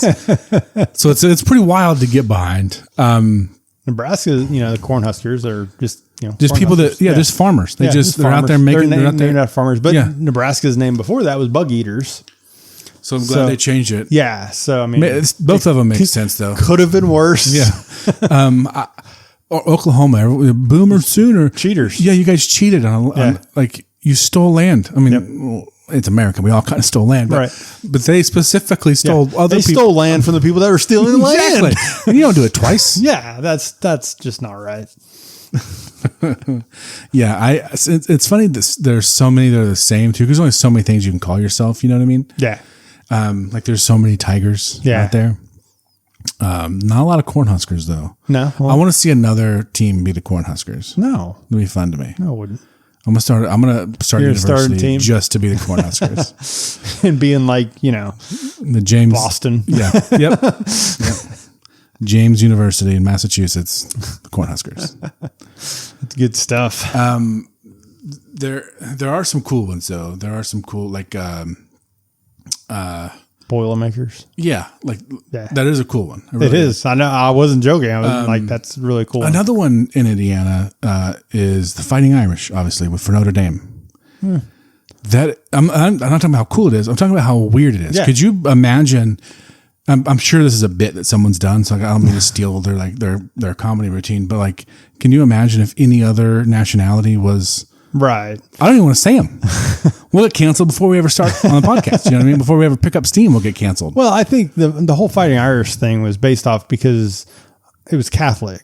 And at that time, most people, especially in Indiana, were Irish descent. Yeah. And they were coming from Ireland. And that's Catholic Church, Ireland, that type of thing. That's what they were named after. And I understand, but it's just funny. Like you couldn't do that in any other... Not now. Any other nationality. Yeah. You could back then. Right. But they'd make you change it. And then some people would try to make you change it back. But I don't think I think the Irish are like, hell yeah. Yeah. Because, I mean, they're like, we get it. We get it. Right. So, I mean, it's a little leprechaun, like, with in fisticuffs. You know what I mean? Like, that's pretty crazy to me that that's allowed to happen. I think that one's fine. People are upset about Redskins. I think maybe we should look at the Fighting Irish for a minute. No, that's a whole different side of what do you nope. Mean? What do you mean? They're going back. I heard they're changing their name back, aren't they? No, they won't. I think they have to. You know how much money it would take? I think they have to. I think the president signed something, has to. No. Okay. What he says goes. I don't think on this one. I think it's a great idea. I think I want to go on. I don't really, but I want to go on record saying that it's a great idea, and I support it. No, so I think that something like whenever I get put on the list, we can listen to this. Number one, the money it would take to change everything back. You know how much money it took to change it? Oh, it was terrible. Place? Yeah, that's not gonna happen. And it's wild that's what people are focused on right now. Anyway, the fact it came up with the Commanders, though, I mean, they could have came up with any other name. The Commanders. Weren't they going for like the Red Wolves or something like that? I was really hoping they would do something with that. That made more sense. There was a couple of different ones, and I can't remember what they are now. I'd have to look back on that. There was a couple of different ones that they were looking at. And I was like, oh, that's pretty cool. And then they're like, oh, we're the Commanders. I'm like, fuck that. It's just like the Cleveland where they chose the Guardians. The Guardians, yeah. I hate it. Anything else? Yeah. I still say the Cleveland Indians. Well, and nothing, I mean, just because I keep forgetting they changed their name. Because the Guardians doesn't even seem like a real team's name. It doesn't. It's like one you made up. I think I literally block it out of my mind of like, that can't be right. So back to the Tigers. It started in the Civil War. Are there any Bears? Sorry. Bears? Well, I was just thinking, Baylor Bears, yeah. Yeah, okay. Baylor Bears. You're right. So the Jayhawks were on the other side of that, right? Kansas. So when you talk about rivalries, a lot of rivalries go back to when football was invented. This one was literally like when the Missouri-Kansas rivalry started during the Civil War. Yeah. And went on way after that. I mean, it's not about sports. It just carried over to sports because the people in those two states fucking hated each other for so long and like still do. And the last place I lived in Kansas City metropolitan area was on the Kansas side. It's nicer. It just is. Yeah. You know what I mean? As long as you don't go to like Kansas City, Kansas most of the time, you're probably all right. But the suburbs out there, they're just nicer. But the whole time I'm out there, I'm like waving my Missouri Tigers flag out front of my house. Like, fuck this place. You know what I mean? I really like it here, but fuck this place. I had a friend of mine, he hurt himself and he had to go to the hospital. And the closest one we were to was the KU Medical Center, and he wasn't having it. He's like, no, take me somewhere else. I'm like, all right, man. That's crazy. It's an ingrained hatred thing, man. And like I said, I still talk about it, but I don't feel that anger. I still feel the OU anger. So because of one season, really. I mean, there's other moments, right, but like you go back to, but it really started, the hatred was that one season. Right. And that's how a lot of hatred started. Yeah. Like Florida State for me was, the 93 national championship game against Nebraska. I felt like Nebraska should have won that game. And, there's 3 calls in that game that just went the wrong way. And I felt ever since then, I've hated Florida State. Yeah. So they don't even ever play them. Right. That's the thing. Like, do other Nebraska fans also feel that way? Oh yeah. I don't know that other Missouri fans hate Oklahoma the way that I do. Oh, I bet they do. I'm sure there's some, but you don't hear about it. Oh, I bet. And that's because they don't play each other though. We are now. Well, no, I hope. So the years they didn't play with the SEC rivalry week. Right, when they did the rivalry week, the SEC put us against Arkansas. Yeah, they should really bring back the OU Missouri. I'll never care about Arkansas. Yeah. No matter how good they are or how bad we are or vice versa. I don't give a shit. Yeah, it's like the Iowa-Nebraska rivalry thing. I mean, in, years and years, when my kids grow up, maybe they'll see it that way but we saw different games. Yeah. We saw different rivalries. We saw, for OU Nebraska, for me, that was the rivalry. Colorado, Nebraska was never a rivalry. They just played every year. And sometimes it was close, very few times, but sometimes it was close. But really the OU Nebraska was always the rivalry that I remember. It is funny, like what they try to push rivalry wise, because you can't really force that. You can't force a rivalry. No, that comes out of like Oklahoma beating Missouri when we were ranked number 1. That one fucking time, the one time we were on our way. You know what I mean? One of the best college football seasons, and then they just got our asses stomped in that Big 12 game. And I'll never forget how angry I was because I still feel that way. Yeah. And now I live here, and every time I see that fucking OU shirt or whatever, I just want to punch the person wearing it. Like, it makes me so mad. That was a great time in college football, though. That era, that like 5 or 6 years, especially for the Big 12. I mean, if you were a fan of somebody in the Big 12, it was for Kansas, Missouri, and those. But I mean, still the heyday of the Big 12/Big 8 was before that. I just meant that it was fun to watch because high scoring games, like they were just fun to watch. Yeah, no defense. Yeah. Right. Back in the day, you guys would play for a whole game to score a field goal. Right. What? Are you talking about like in the 80s and 70s and that? Yeah, when it was all about defense. That was the joke I was making. Like that was a bad joke because you realize they still scored a lot of points. Yeah, that's fine. I mean, it wasn't a bad joke. It was just different then. It was all about defense at the time. It was more like this air raid shit that I think it was teams started doing. I think defenses and offenses. I mean, and we can go down that road too because I think the game changed. Not even in the air raid or anything like that. I think defensives changed because they were having to deal with like the option and that kind of thing. So they were bringing faster people up front. So the throwing game had to change because they didn't have time to sit back in the pocket. So they had to have shorter routes. They had to have shorter. So they put a lot of people on the outside, spread your defense out. That's where spread came from. Yeah. They would spread them out. That way you wouldn't have the 11 in the box basically sitting there coming after the quarterback on a pass play. The air raid stuff was fantastic. And I mean, you look at, Mike Leach, one of the greatest ever, come out there and come up with some of that. That was crazy. I mean, some of the stuff he did, and I mean, he started at OU, and man, I'll tell you what, like just watching, it's poetry in motion, a lot of it. But even, you look back in that, like you had the, what they call the Florida Gators, they had a nickname for him when Steve Spurrier was there.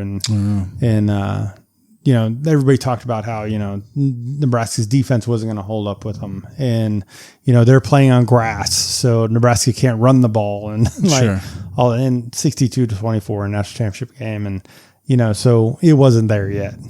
I still think a defense will still win a national title every time. And I think that's why Alabama was so good, because their defenses were, I mean, think about the quarterbacks and stuff that they had in Alabama. Yeah. Their defenses were still. Yeah. In order for the offense to win, I mean, they have to be doing something very, very special. Even the professional I can't think level. of an offensive team that's their main thing, offense, that has won a national title. You go back to even LSU. I was going to say LSU, I think, was the closest one. Their defense was great. It was top 10. Yeah, their defense was stacked. But that offense was what was leading. They had a complete team. And that goes back to, like, Nebraska had a complete team. For that 1 year. For that 1 year. You're right. Isn't it funny how that happens? But you see that more in college because... You don't, though. So college, it's funny. I was actually just looking at this the other day. So... and I'll go back to, I always pick Nebraska teams because that's what I watch the most of. Sure. So when Ndamukong Suh was there, they had Ndamukong Suh should have been the Heisman Trophy winner. Well, I mean, he's kicks people in nuts and bites them and that kind of stuff. I'm talking about his gameplay. I mean, what he was doing on the field at that time. And I mean, you look at like the Texas game where basically he held everybody. Like nobody could throw on him. He had a career season. His season statistically was better than Florida's defense as a whole. That whole year. And Florida was a top 25 team. And other teams too. They just matched it to Florida for whatever reason.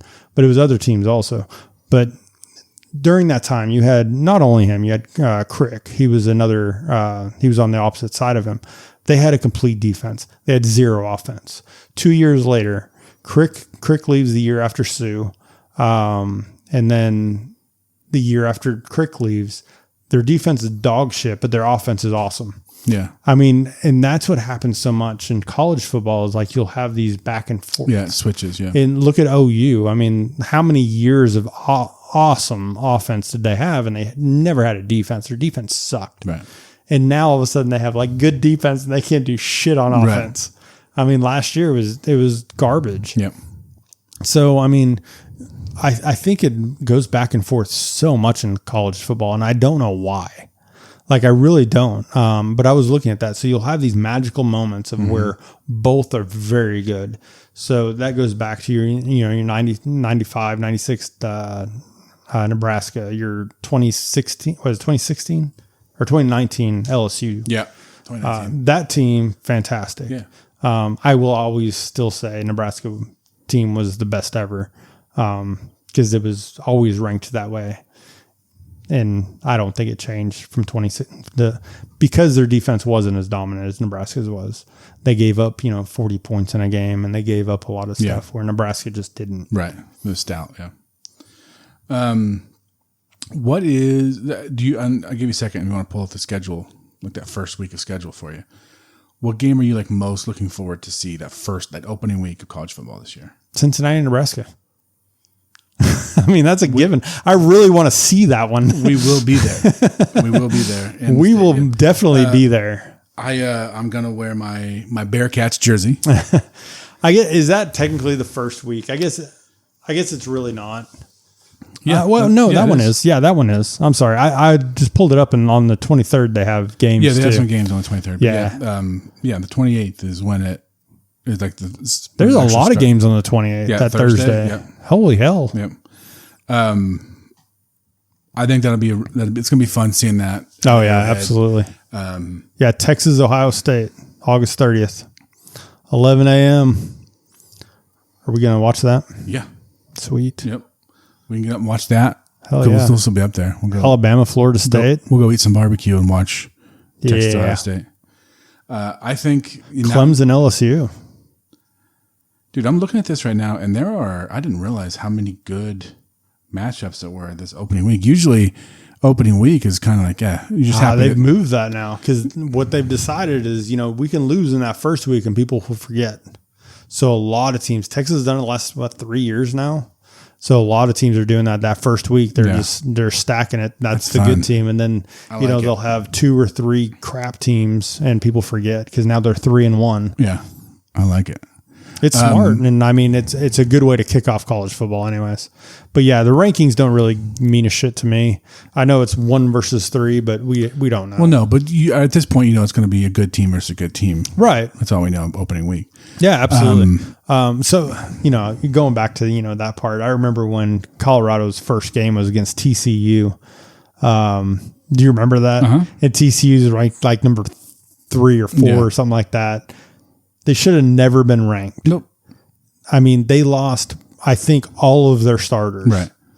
I don't think they had one starter from their championship game team the year before. Everybody said they're not going to do well, but they wanted that primetime TV, no pun intended with primetime, that TV spot for Colorado. Yeah.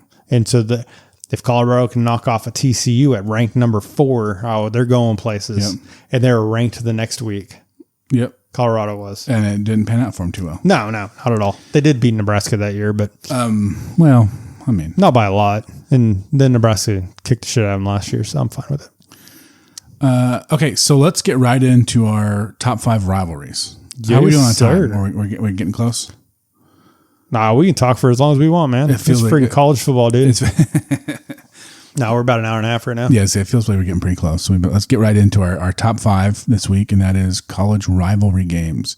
Do you want to list yours out? Or you want to go back and forth? How do you want to do it? I don't care either way. We just go back and forth. Okay. And if we have the same one on the list, that's fine. Yeah, It doesn't have to be a draft situation. Yeah. Now next week, because it's the professional, whatever our top 5 is, we'll be talking about fantasy football at some point, right? So we'll probably. I don't know if we can. We'll do an actual. I'm not giving you my secrets, dude. Your secrets. My secrets. I'll give you my accolades on fantasy football next week. I'll talk about it. Oh, maybe we'll do. I have none. I hardly ever play anymore. It's one of the few. I'm on 2 leagues this year now. Yeah, I'm on 4 again. Every year I'm like, I want to. Yeah, but I never play. I did that one league, a couple of years ago that I'm in again now. But before that, I hadn't played since I think the Jets were good. It's been. When was that? The year they went to the AFC Championship game against the Steelers. So, that long ago. Man, I don't remember that game. So, exactly. You probably weren't born. But yeah, so I don't ever play. So now I'm on 2 teams. I don't know what to do. I'll start off this week, though. I think I've been making you start off lately. So my number 5 is OU Texas. Red River rivalry. That's the hardest one to say. Red River rivalry. That's on my list too. Yeah. It's not my top. It's not my number 5, but it's on my list too. What are the teams? Texas leads that series 64, 51, and 5. Mm-hmm. So 64 wins, 51 losses, and 5 ties. Because back in the day, you could actually have ties in college football. Yeah. So that's close, right? That's a close one. Yep. A lot of these we're going to see are not very close. All mine are close. Do you think that means that it's because what is a rivalry? Is it a team that they're competitive to one another every year, or is it the fans? I think it's both. Because if I looked up the Missouri-Oklahoma record overall, right, but that's not a rivalry. I bet it is to me. That's what I'm saying. I hate them more than anybody else. I get you hate them, but just because you hate them doesn't make it a. That's what I'm asking. Rivalry. Yeah, I know. That's what I'm saying. Fans hate it. If the 2 fan bases hate each other, but you're not the fan base. That's what I understand. I'm asking. If that's what it is, because one of the ones we're going to talk about later is fan base related. I think, but one team has only won like fucking 12 times ever in the history of time. No, I think it's both. I think it's fan base, but usually it's driven out of, they win back and forth and stuff like that, and usually it's done like that, and that's how I view rivalries. Well, of course you're correct. Well, not necessarily. There's some rivalries out there that, I wonder if like the LA Clippers and LA Lakers are considered a rivalry. I don't know. I don't care about either one of them. Well, I don't either, but the same town, you think that would be a thing, and it may be there. I don't live there, of course. Yeah. Thank God. I couldn't drive in that traffic. But if it is a rivalry there, the Lakers hold that one by a lot. Sure. Yankees and Red Sox for a year. I bet you. Actually, I may need to look that one up. Are the Jets and Giants? No, they're in different. They don't play each other hardly ever. I know, but I'm saying like being in the same town, like is just like with the, I think the they have Yankees to be, and Mets. Like, is it you have to? Because this isn't a team like that. You're right. They don't play each other that much, so it comes down to just the fan base. But I know the Yankees and Mets. Like you're either one or the other. You know what I mean? So is that a rivalry or is that just? I think that's just hatred. Hatred. Okay. Then that's what mine is with Oklahoma. It's just hatred. It's just hatred. Just pure, unadulterated. Yeah. I hope they lose every game they ever play. I think a rivalry has to be like competitive. That's how I feel. Well, some people around here are going to disagree with you. We'll get to that in a second. But my number 5 is Army-Navy. I don't give a shit about either one of those teams. It's my number 4. Is it? Yeah. I don't give a shit about either one of those teams. No, I don't either. But I mean, it's Army-Navy game. But I love watching that game every year. It's so much fun. The history of it, they all come out wearing their fucking uniform, like not just football uniform, like the Do you know the record for that one? I do. Okay. 63-55 Army. Yeah. I didn't know if you looked that up. I did. I looked them up. After you said you were going to, I didn't want to be, you're not going to beat me. So I think you and I is that's rivalry. That should be number absolutely. 1. I should draft that number 1.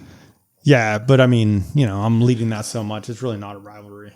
Sure. You know what we're going to start doing is we're going to start putting a poll up on Instagram. No, because okay, so here's the main thing about something like that. It's mainly your side of people that are like, that's not my fault. I'm just saying, I'm not listening to that. If you had more friends.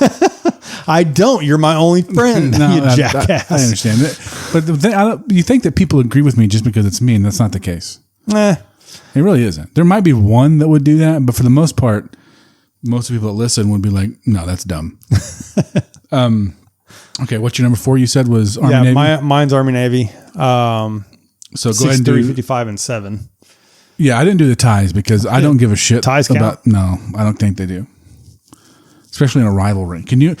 The tying a rivalry. You add those seven games to Army, and it's a 1 game difference. They matter.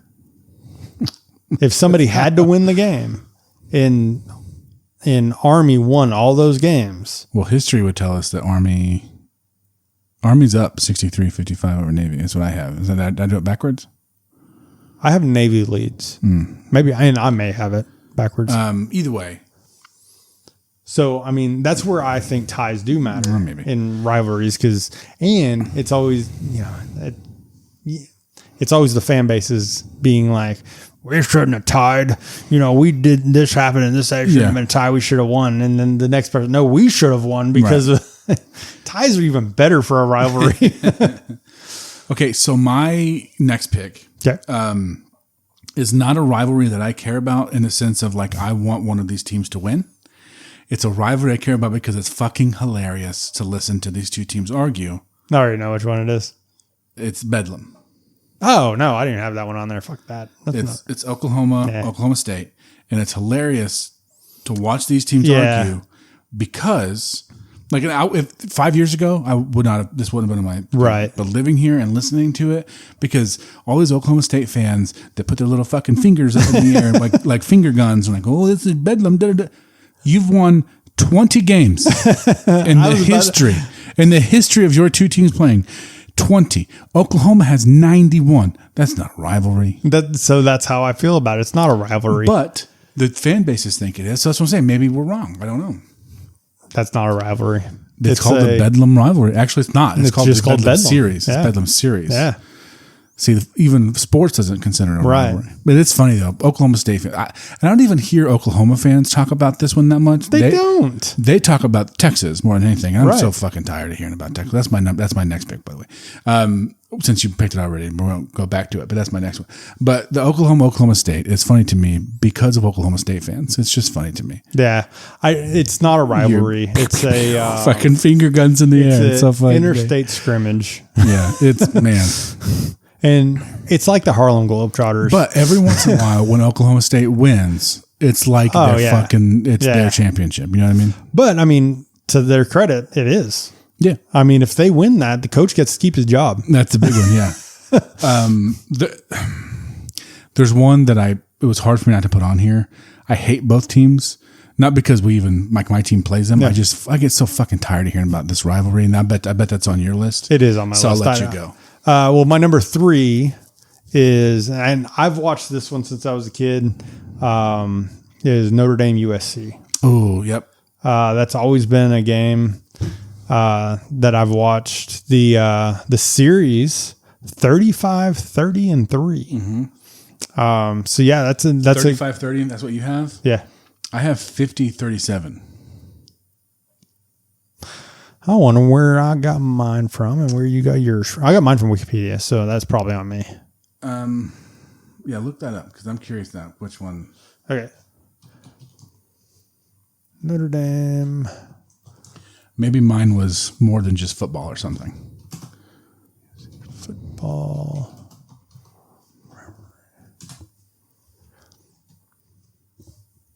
Maybe you got it from the USC head.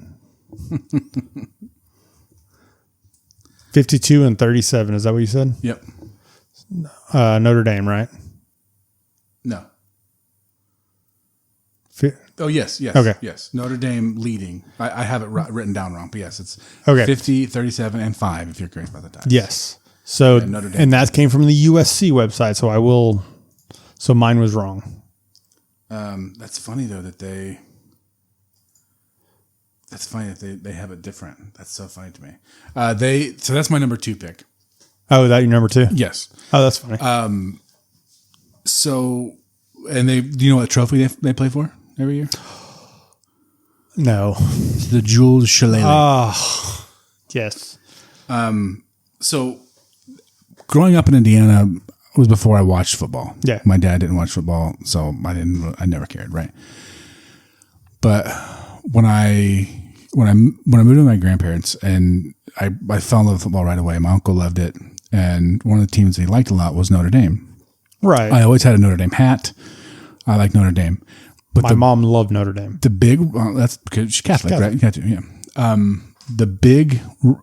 This rivalry came in big for me, okay, was on NCAA football video game. Yeah. Aaron and I would play all the time. We'd always play Notre Dame and USC for the Jules Shillelagh. It was so much fun. We'd always play it all the time. The touchdown Jesus, you know? Yep. And every time he'd score, he'd get down and start doing push-ups and shit, and it was funny. He'd always yell, "Play like a champion today," things like that. A lot of fun. That's fun. Yeah, he kicked my ass a lot. But that's funny that's where that rivalry lands for me. It's not even like an actual thing. It's on a video game that we played. But because it is such a storied thing, it is a great one. And they played for a thing called the Jules Shillelagh. That's a fun thing to say. Okay, what's your next one? So my number 2 Yeah. is Michigan State. I'm sorry. Michigan, Ohio State. That's the one that I wanted to put on here. I hate both of those teams so much. I do too. And I'm so fucking tired of hearing people talk about them. Tired. I'm so tired of hearing people talk about them. I'm going to look up the record since I got this one from Wikipedia too. What a good idea. Let's see. And how much people like the only thing that matters to them is winning that game instead of the national championship, which is fucking crazy to me. Yeah, it's kind of nuts. Like that coach in Ohio State has like made that program a powerhouse again. And fans are mad that they didn't win the Michigan game. Right. Yeah. They won the national title. Gives and they're a pissed shit about the Michigan game. Like I love when we beat the Raiders, when Kansas City beats the Raiders. I love that, right? Yeah. But if we lost both games to the Raiders and then still won the Super Bowl, I wouldn't give a flying fuck about those Raiders games. Right. It's just different. It is, and it's dumb. So if you're listening to this and you're a fan of either of those, it's dumb. Stupid. So what'd you look up the record? Did you find it? It's okay. I actually have it right. Michigan leads 62, 51, and 6. Okay. It's closer than I thought it would. But they also, in 2006, they had what was considered the game of the century. And you want to go back to, teams not getting in when both teams went in that game undefeated. Ohio State ends up winning in the last minutes of the game and 42-39. Okay. And guess what? Michigan didn't get to go play for the national title like LSU and Alabama did. Fuck them. Anyways, pisses me off. I could see that. For those of you that are just listening, Jeff ripped his shirt off when he yelled that. That's why. Damn right. Now it's cold in here. So no, it is not. It is so hot in here. My blanket's just fine. I'm sitting down, just sitting here. I'm not moving. I am just sitting here, and I am sweating, Jeff. It's so fucking hot in this room. I'm just trying to get you to take off your clothes, man. The lights are off. It's so hot. It feels like we're in some sort of womb, and I don't care for it. I don't care. I'm going to bring a fan. That's going to sound great on the I don't care. You better figure it out then. So what's your number one? Okay, it's a personal one. Same. It's Nebraska OU. Yeah. Now, it's personal, but I do believe it was one of the best rivalries. It's not a rivalry anymore. I mean, they don't play each other hardly at all. I mean, I know they played in 21, 22, whenever that was. And I did get to go to the one here. I didn't get to go to the one up in Nebraska, which kind of sucked. But I'm glad I went to the one here. It was a closer game than anybody expected. It was a good game. OU did beat them. But OU does lead the series 47-38-3.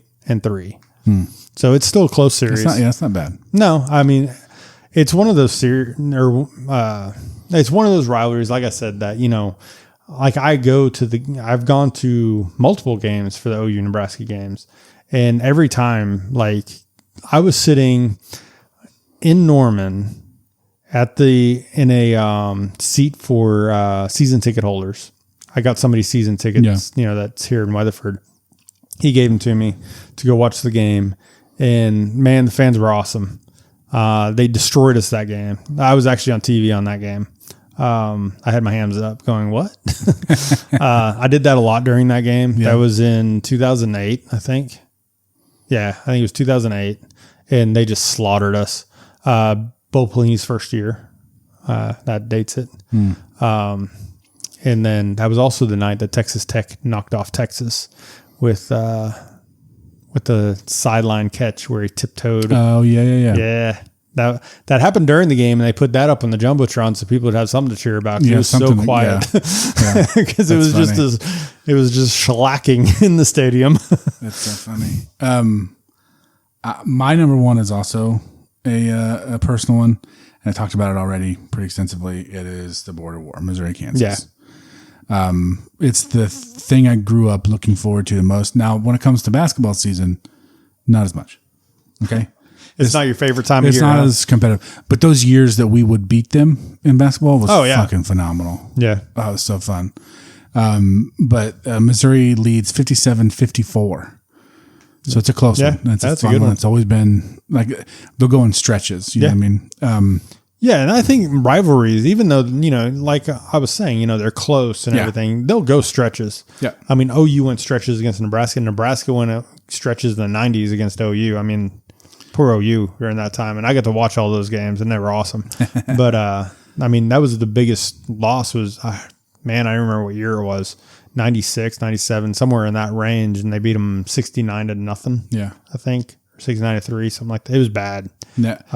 And like I said, I hate Oklahoma more. There's more hatred towards that now just because of we play them, especially now. We play them more often. I don't even hate OU. That's my thing.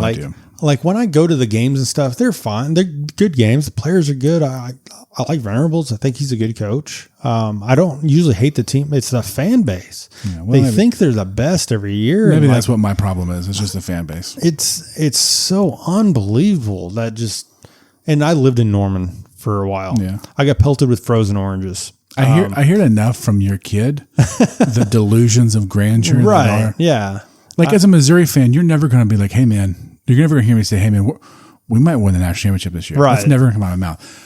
Last year, I was excited that we might make the fucking playoffs, you guys. Yeah. We didn't, but we might have. Yeah. We had a chance to. And you had a good team. Yeah. I mean, that's what it takes. And but I mean, last year, they were like, all these SC teams are going to find out what we're about, for the. And that was such a fun time. I kept telling him for years, like for 2 years, I was like, you guys are going to it's a different league over here, man. Right. It's different. I think OU has, they do have a good team this year. Yeah. Mateer came in from Washington State. even at Washington State, he put up some freaking numbers. Yeah, is that the kid that's getting in a little bit of trouble right now? Oh, for the quote unquote gambling, the Venmo stuff. Yeah, yeah, he's not going to get in trouble for that. I didn't know anything about it. I just heard a headline. So he had Venmo'd his buddy, and he said for gambling on the note, and as a joke which I believe that, because number one, if you were gambling, you're not going to put that on there. People are stupid, Jeff. Well, no, he was a kid, and he was like making a joke out of it, which he found out probably very quickly, this week that was stupid. Yeah. Also, who's his buddy that screenshotted that? Right? No, somebody saw it. I guess his Venmo was open or something. Somebody saw it. But even then, you have to be friends with these people to see their stuff. You can't just see anybody's shit. You can see people's stuff if they send you money and are friends with you on Venmo. That's what I'm saying. You have to be friends with them on Venmo. A lot of people aren't friends with people. They just send them money for, if I go to a garage sale and I don't let those people in. Well, I'm just saying. I keep them blocked. Yeah, but kids aren't that way. Stupid kids. Yeah, I 100% agree with that. Whoever turned them in. Was that time that people were, like whoever was released all those pictures of Michael Phelps smoking weed? Like, right. You got to smoke weed with Michael Phelps and you're going to turn him in? Right. He had 12 gold medals around him. He's not swimming right now. Leave the guy alone, man. Yeah. Anyway, that's a different episode. Yeah, actually, that one is best athlete ever. Yeah. I don't disagree with you. It's insane. Yeah. Not even a question. So yeah, that was our top 5. Guys, let us know who has the better top 5 rivalries, Jeff or I. We had most of the same ones. Outside of the last 2, which I wonder where the people are going to be that you're pandering to right now. Yeah. Well, Kansas. Right. A lot of them are. Yeah. So,